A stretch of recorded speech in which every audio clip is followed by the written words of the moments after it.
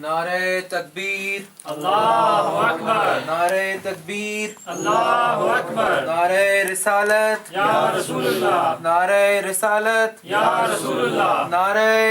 حیدری یا علی نعرہ حیدری یا علی نعرہ صلوات اللہم صلی علی محمد وآل محمد رحم اللہ من قرأ الفاتحہ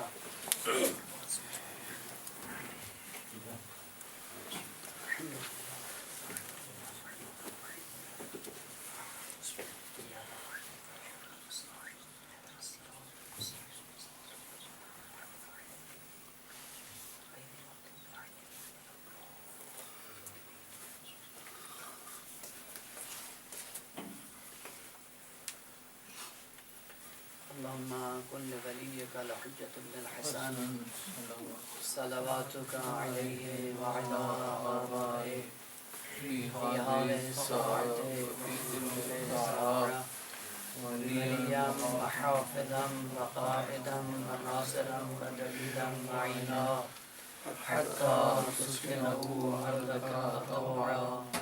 وتمتعه فيها طويلا برحمتك يا ارحم الراحمين صلوا على محمد وآل محمد اللهم صل على محمد وآل محمد نعرہ تکبیر اللہ اکبر نعرہ تکبیر اللہ اکبر نعرہ رسالت یا رسول اللہ نعرہ رسالت یا رسول اللہ نعرہ حیدری یا علی بآواز بلند صلوات اللہم صل علی محمد وآل محمد اعوذ باللہ السمیع العلیم من الشیطان الرجیم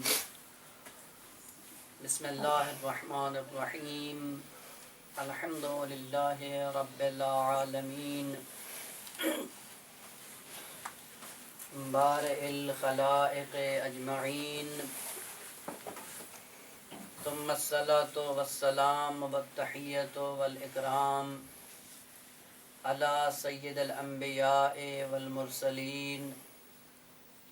الذي سمي في السماء بأحمد وفي الأرضين بأبي القاسم محمد اللهم صل على محمد وآل محمد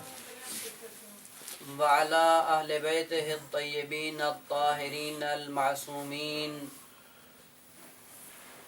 الذين أذهب الله عنهم الرجس وطهرهم تطهيرا اللہم صلی علی محمد وآل محمد لا سيما بقية الله في الأرضين روحي وأرواح العالمين لتراب مقدمه الفداء واللعنة الدائمة العبدية على أعدائهم ملعونين من يوم عداوتهم إلى قيام يوم الدين وبعد يوم الدين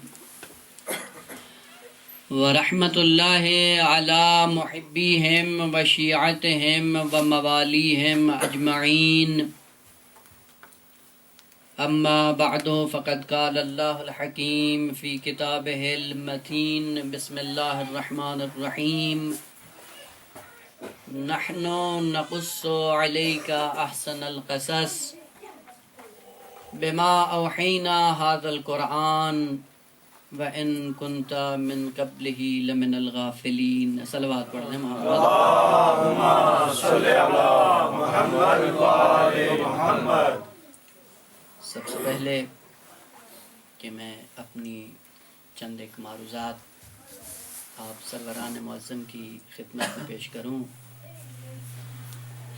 خداوند عالم کا لاکھ لاکھ احسان ہے کہ جس نے ایک بار پھر آپ لوگوں کی زیارت سے مشرف فرمایا، اور یہ خداوند عالم نے ایک بار پھر ہمیں یہ سعادت بخشی کہ ہم اس سال کا آغاز پھر اس حسین کے ذکر سے شروع کریں اور اپنی زندگی کے اوراق میں اپنے آپ کو عزاداران امام حسین میں شمار کرا سکیں. اور یہ بہت بڑی سعادت ہے. نہ جانے یہ بزم، یہ محفل، یہ لوگ، یہ مومنین آئندہ سال تک قید حیات میں ہوں اور امام علیہ السلام کا غم منا سکیں. یہ فرصتیں انسان کو بار بار نصیب نہیں ہوتی، اور انسان کو چاہیے کہ ایسی فرصتوں سے، ایسے اوقات سے جی بھر کے استفادہ کر لے اور یوم الحسرت والے دن کہیں پشیمانی کا شکار نہ ہو سکے. اسی عنوان سے گزارش بھی ہے اور ہونا بھی یوں ہی چاہیے کہ جس حسین کی مجلس کے لیے آئے ہیں، کم سے کم ذہنی اعتبار سے، روحی اعتبار سے اپنے آپ کو اس حسین کے قریب تر کرنے کی کوشش کریں. ظاہر سی بات ہے کہ جس حسین کی مجلس میں آئے ہیں، اگر اس حسین کی مجلس کے لیے ایسے لوگ آنا شروع ہو جائیں کہ جن کا حسین سے کوئی ناتا نہیں، کوئی رشتہ نہیں، کوئی جوڑ نہیں، تو ظاہر سی بات ہے کہ حسین ابن علی بھی یقیناً ہمیں قبول کرنے کے لیے تیار نہیں ہیں. تو اس کے لیے کچھ ظاہری آداب ہیں اور کچھ باطنی آداب ہیں، کچھ سامعین کے آداب ہیں اور کچھ پڑھنے والوں کے آداب ہیں، اور یقیناً مل جل کے ان آداب کی رعایت کریں. عرض کیا تھا گزشتہ سال بھی کہ ظاہری ادب، کالا لباس پہن لینا اور لباس کالا پہن کے مجلس میں آ جانا،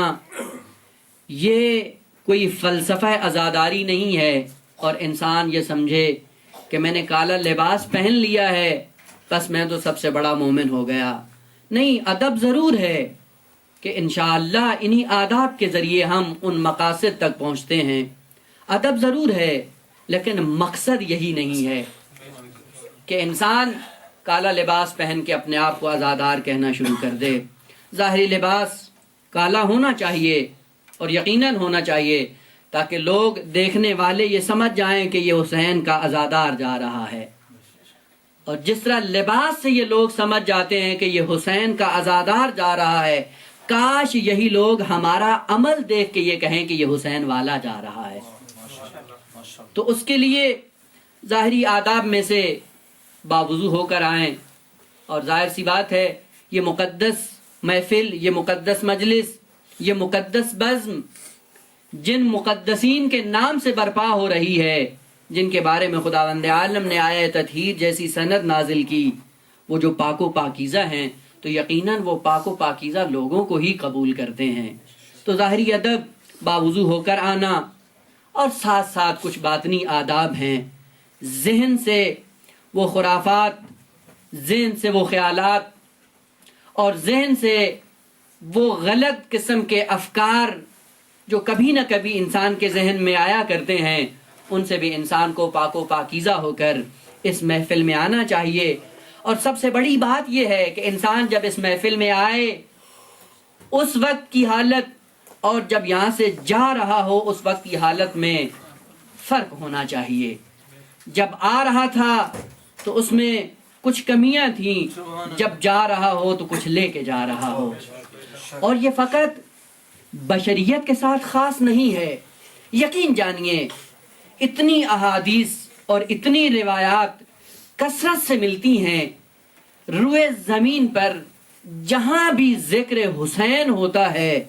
ملائکہ الہی اپنا مقام تسبیح چھوڑ کر اس مجلس میں آ بیٹھتے ہیں. اور جب اس مجلس سے جاتے ہیں واپس اپنے مقام پہ تو دوسرے ملائکہ جب ان کی زیارت کے لیے آتے ہیں تو پوچھتے ہیں کہ تم سے بہت اچھی خوشبو آ رہی ہے، تم کہاں سے آئے ہو، تم نے کون سا عمل انجام دیا ہے؟ جواب یہی ملتا ہے کہ روئے زمین پہ زہرا کے لال کی مجلس برپا تھی اور ہم لوگوں نے وہاں جا کے